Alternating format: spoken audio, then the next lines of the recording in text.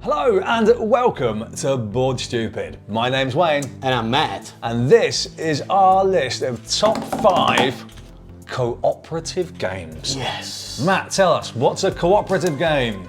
In a cooperative game, you try to work together with your team, with your friends, trying to beat the game. Exactly. You might be trying to beat a monster. Or trying to solve a crime. Or trying to cure some diseases, for example. Or trying to do a lot of other things. Yeah, there's a lot. A whole heap of different flavours of cooperative games. Yeah, cooperative games are normally like very thematic. Yes. So it's one of my favorite type of games. Oh, yeah. You're not playing against each other. You're trying everybody together to solve the mechanic, to solve the problem. The problem that the game puts you there. And I really like that level of interaction that you got when you play these kind of games, trying to put up together a strategy or trying to brainstorm ideas on how we're gonna achieve that result. Absolutely. And saying that, should we start with our top 5? We should in a minute. Yeah. But a couple of rules for you. Yes. Me and Matt decided that we didn't want to cross over at all, No so we've given you overlapping. nice separate lists, but luckily our lists were separate anyway, so that was very easy. And no semi-cooperative traitor nonsense in this list. It's pure cooperative. Pure wholesome cooperativeness. It's a friendly game that where everybody try to win or lose together. Absolutely. And with that, let's dig into the number 5s. We start with my number 5, and is Chronicle of Crime. Chronicle of Crime, I know that if you know what this game is, you will start being like, oh, it's got an app. Yeah. Yes, it does have an app. It's not even like that you can play with the app, you must have the app. So let's put that to bed. Straight. Yeah, we understand. That's it. I love playing with an app, especially this game. So in Chronicles of Crime, you trying, as says, you trying to solve mystery, to solve crimes. So you are the detective, and you're trying to put pieces together of the story and trying to understand who did it. Yeah. It's a classic whodunit. Simple as that. It plays 2 to 4 players. I would say. But you can play it solo. Actually, you can play it one. You can play it one player. Yeah. Sorry, 1, 2 to 4 player, 5 players. Probably, I would say 2 players is the best experience that I have with this game. There are different types of Chronicle of Crimes. You have this one is the medieval one. That is my favorite one, especially because I'm a greyhound owner, and you got this lovely greyhound here, so I had to have this game. Absolutely. There's a sci-fi one. There's just a modern one. Modern days one. So in each box you will find 4 or 5 different mysteries that you're gonna play, and it's got very lovely mechanics. So you still got, you play with the app, you still got your board with your cards and all those things, but there are some very interesting mechanics. For example, one of my favorite one is that when you are on a scene of a crime, you will literally be asked by the game to take up your phone and to start looking into your phone, moving around in 360 looks around the crime scene. Really cool. And you basically investigate the crime scene, like having it in front of you. If you got a VR headset, it's even better. You can put your VR headset and you are literally there, and you're trying to tell the second player what you're seeing. Yeah, like there's a blood stain, there's a knife, there's something on the floor. And the second player, so the other players will go through a deck of cards where they can pick up the clues that you've seen, and then with those clues, those cards will have QR codes that you can scan, and you will find all the piece of the stories. But it reminds me a lot of times of one of those point and click games, adventure games. Yeah, like a broken sword type thing. Where, exactly. Where you have your cards, your objects, a knife, and you show it to a certain person, and that person will have a specific reaction to that. While if you show it to someone else, you will have another reaction. And you're trying to solve the case. At the end of the games, when you think you got who's dead, you just do the end game operations, where you're gonna be asked, okay, who did it, where and how and why, and you get the score at the end if you got all these correctly. Again, It's kind of a one shot. Once you finish your 4 or 5 challenges that you got in each box, that's probably it. You probably sell it or give it to a friend. But at the same time, it's quite cheap. The game is probably around £30 or something, something like that. And I find this a great co-op game and a really fun experience. It's a very cinematic experience to have all together with your group of friends. So yeah, Chronicles of Crime. My number 5 is Bloc by Bloc. Uprising. This is the 3rd edition of this sort of small print run game that is absolutely fantastic. I funded this a while ago, and it is a remarkable, very interesting cooperative game that is punishingly difficult. Which is, you love it, punishing. I do like a punishing. That is something I say about it. It's a fabulous game. Essentially, you are one of 4 factions in the game. You're going to be either the workers, the prisoners, like a neighborhood, or you're going to be students, and you are having an uprising against an oppressive regime.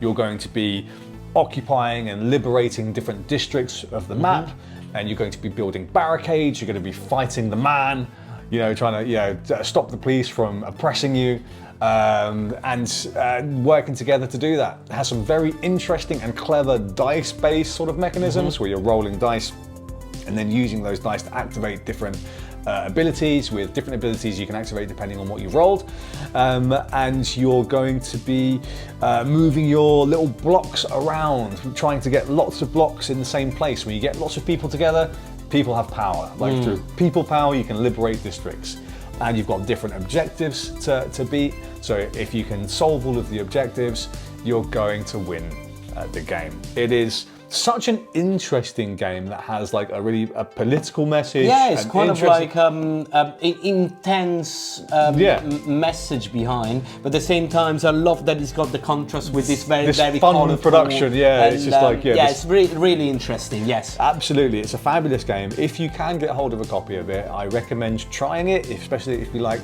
your co-ops on the harder side.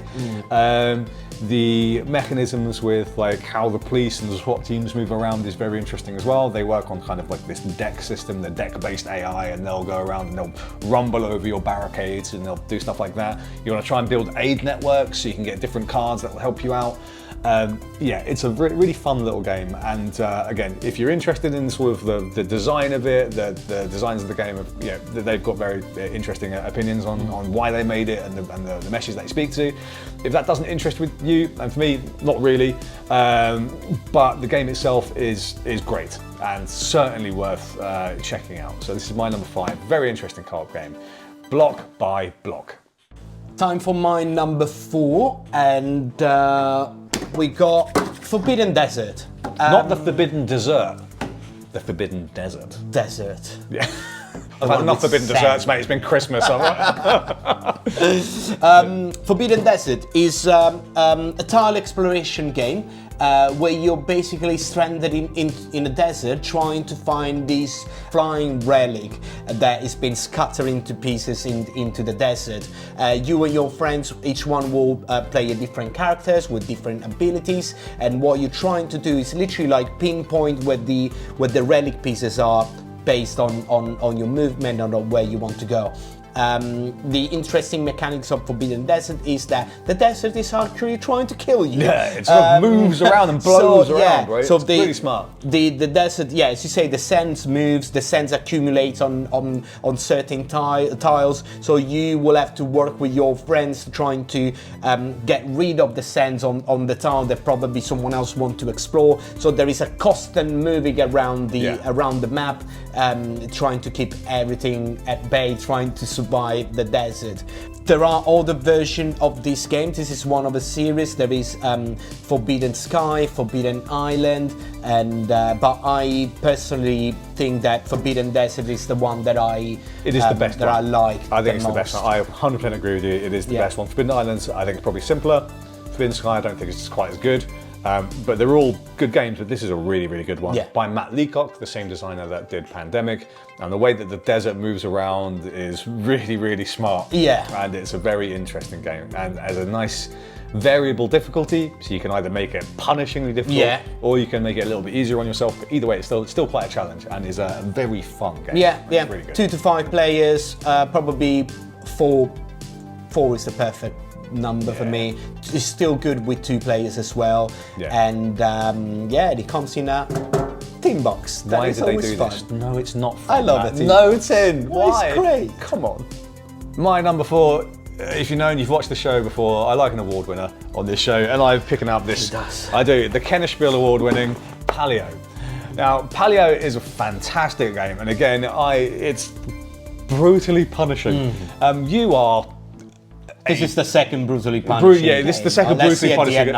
We'll see how many I get that brutally punishing. This one is, you're essentially in the Paleolithic era, and you are working together as a tribe to try and survive. And this game does some really unique things that I've never seen in co-op games before. And it does it via a deck of cards, and you are exploring the deck of cards on your turn. The cards are really unique. They have a card back, obviously, and then on the other side they've got the effect of the card. So when you're exploring, you're going to be taking, I think, 3 or 4 cards off the top of the deck. They've all got different backs, and the backs only give you a hint of what's on the other side. Interesting. So you're either like, I could. This looks like I'd be going down into a forest, so I could find wood here, but I could also find a bear or something that's going to eat me or do some sort of horrible thing to me. And the difficulty of the game is getting enough resources to survive every round, because at the end of every evening you're going to have to make a fire, for example. You're going to have to feed all of your members of your tribe. Yeah, absolutely. And then you're also going to have to spend resources to fulfill the objective for that scenario. There's a bunch of different decks in the game that you can blend together to make the objectives, to make the different scenarios, and that gives it a wonderful amount of replayability. Again, scalable and variable difficulty, which is very good, but even in like the basic scenario, until you've played it a couple of times, this game is going to beat you down. But that's part of the design philosophy, because the idea being, once you play through the deck and you start to learn what's on the other side of those cards, you're like, caveman brain learned. I learned what happened. Thematic. Exactly.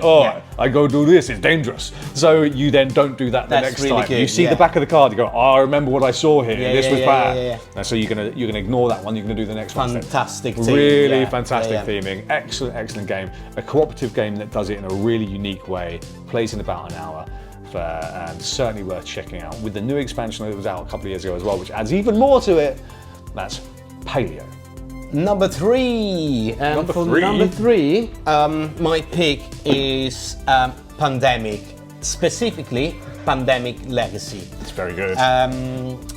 This is Pandemic on steroids, should we say? Basically, Pandemic on crack. Whatever you like. What your drug of choice. Again, don't do drugs, kids. The base is still, the basic of the core game is still Pandemic, so you still play with your friends trying to cure diseases, going around the world and saving life. I'm not gonna say more. You need to play this game.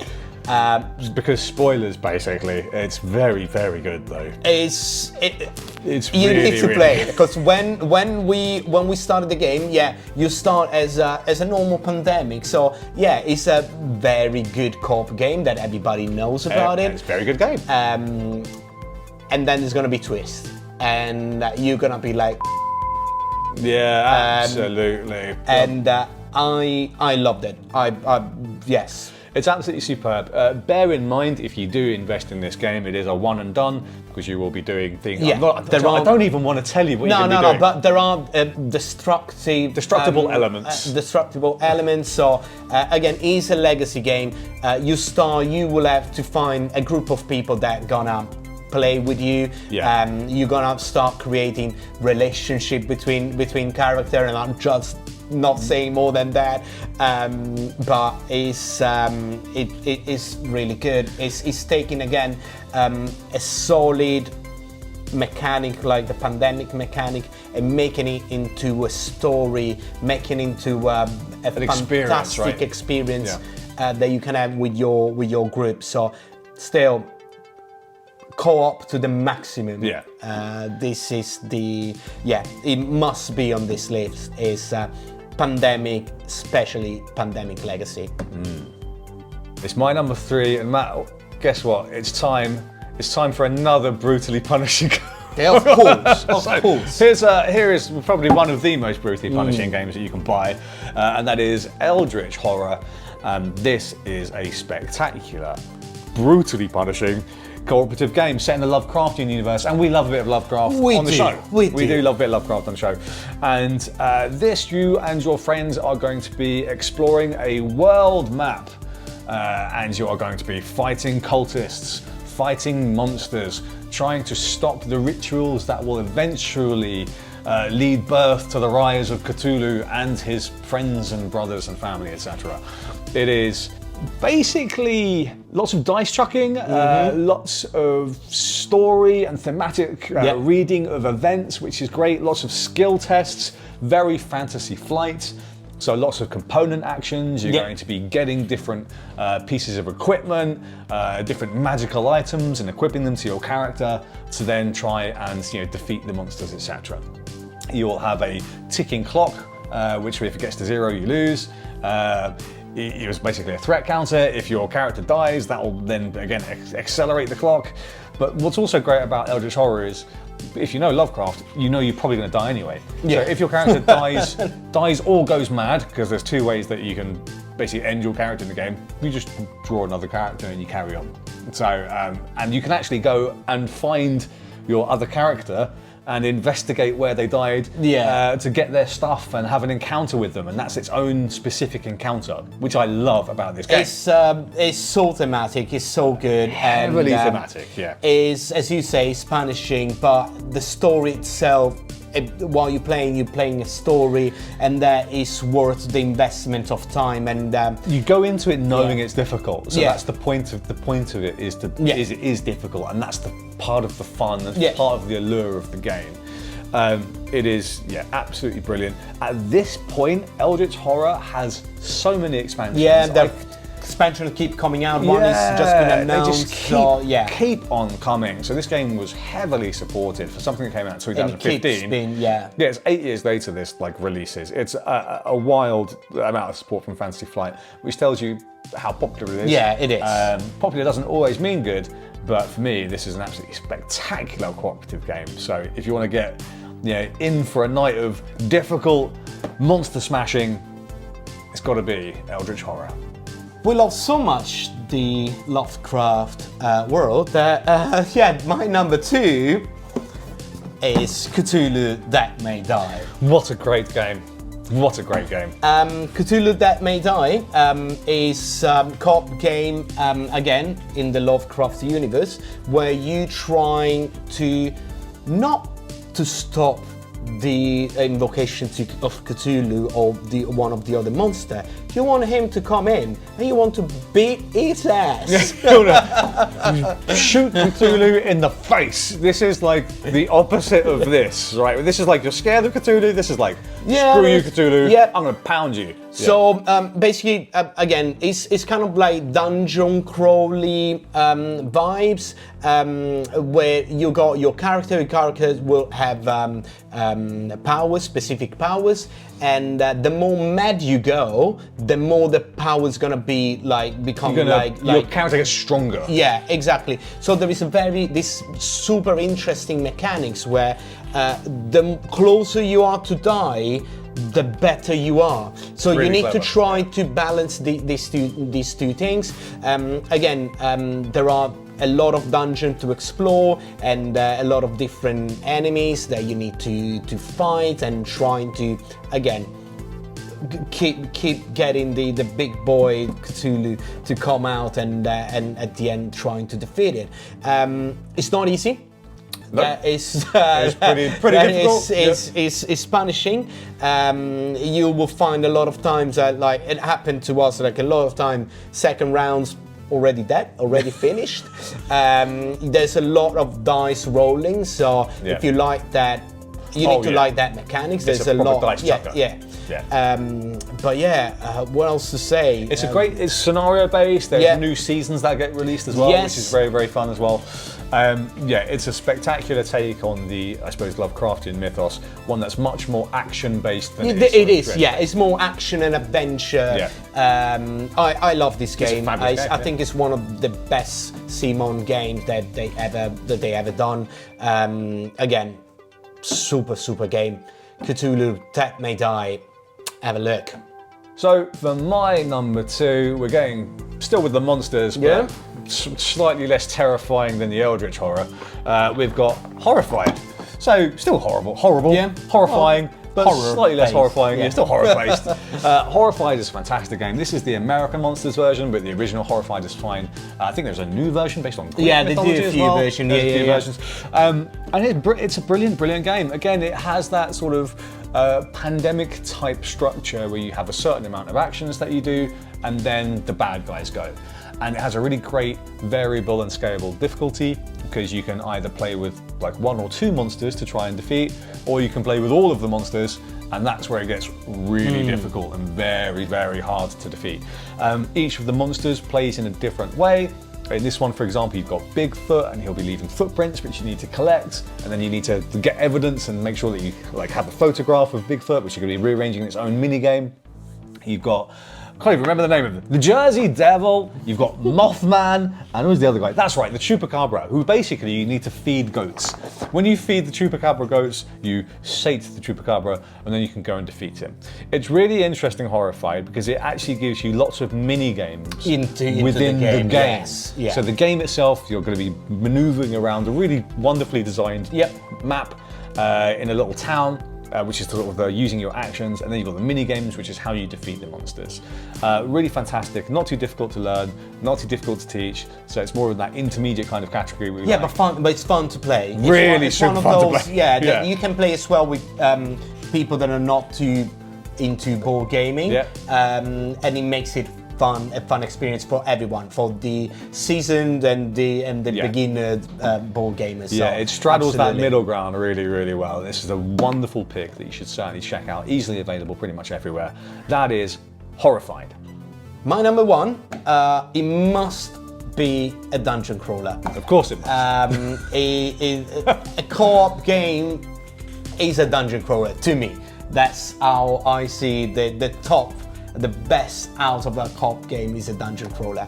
And I could have picked a lot of mega heavy one. I wanted to go for something a little bit simple that is a little bit more for everybody. And the pick is Jaw of the Lion. For everybody, Matt? It is for everybody. Come on, buddy. I know that maybe not for you. Sure, okay. Gloomhaven Jaw of the Lion, as you say, is a Gloomhaven game. It's a Gloomhaven game. It's that heavy RPG dungeon crawler when everybody's got his own character. There's gonna develop in time. It's a campaign game.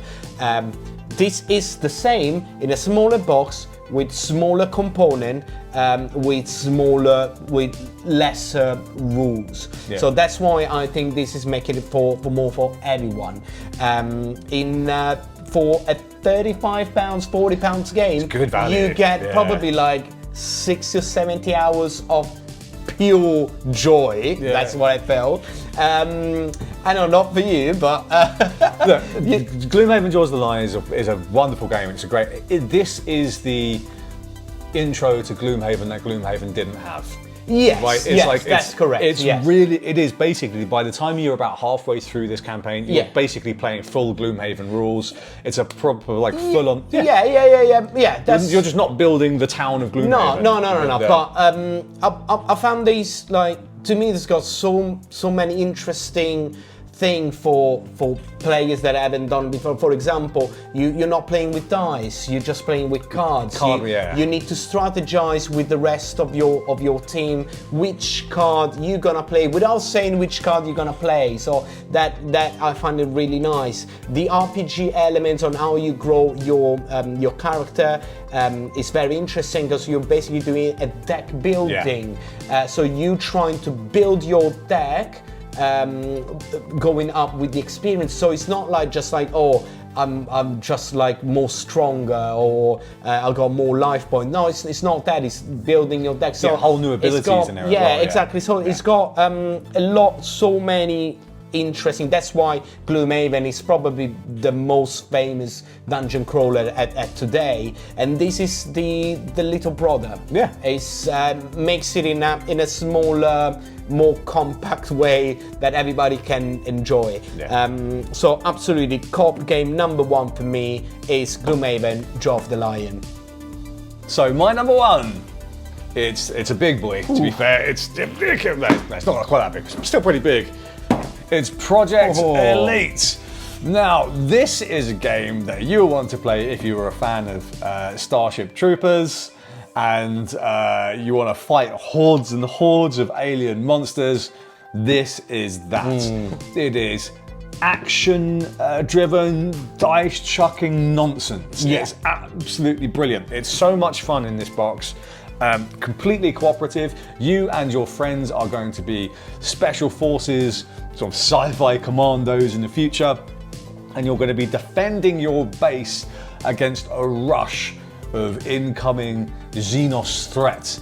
Like, think, you know, your Tyranids from 40k, or like from Starship Troopers, or anything like that, or like Zerg Rush, like that sort of stuff, like where stuff is going to come in and you need to hold on tight or you will get overwhelmed.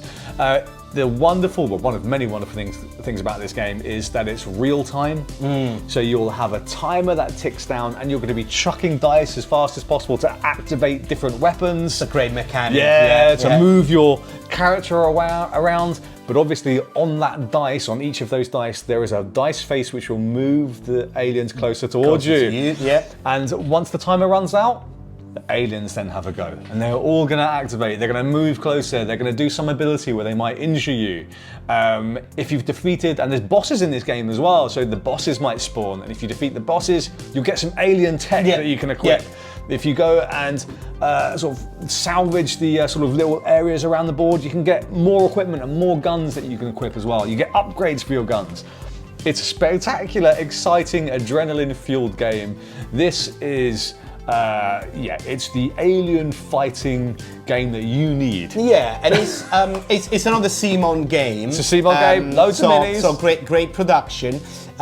If you're used to other Simon games, that could be Cthulu Death May Die, or could be Zombicide. Another great game. You will see some similarities that, not in terms of like, oh, it's just a copy and paste. It just is gonna help you learning the game and faster. Absolutely. Absolutely great theme and great mechanics and fun. That's what we always look into a game. A game needs to be fun. If it's not fun, what's the point? Why are you doing this hobby, right? And this is a really great, fun co-op game that can be it has, again, scalable difficulty, variable difficulty, but if you're me, you'll play it on the hardest possible difficulty. Yeah, of course. Just to punish yourself. Well, I don't know why I do it to myself, but I think it's hilarious. Anyway, that's my number one, Project Elite. So that was our top 5 cooperative games. But what do you think? Have you got some better suggestions for a cooperative game? Please let us know. Yeah, let us know in the comments below with the following rule. Can't have any of that backstabby betrayer nonsense. No, pure co-op. Pure co-op, and make sure that's pretty much it. It's pretty broad. Still available, probably. Still available, so you can someone still can buy buy it. it. Exactly. I mean, some of these we sort of broke that rule, but for you, that's your challenge. So let us know what you think, and if you like this content, please make sure that you smash the like button. Yeah, give us a subscribe. Check out the rest of the videos. Share and come and find us on Instagram, on Facebook, on our podcast that you can listen on Spotify or whatever. Anywhere you find your favourite podcasts, absolutely. And thank you very much for being with us. Yeah, come say hi sometime. Thanks for watching. We'll catch you again real soon. Ciao.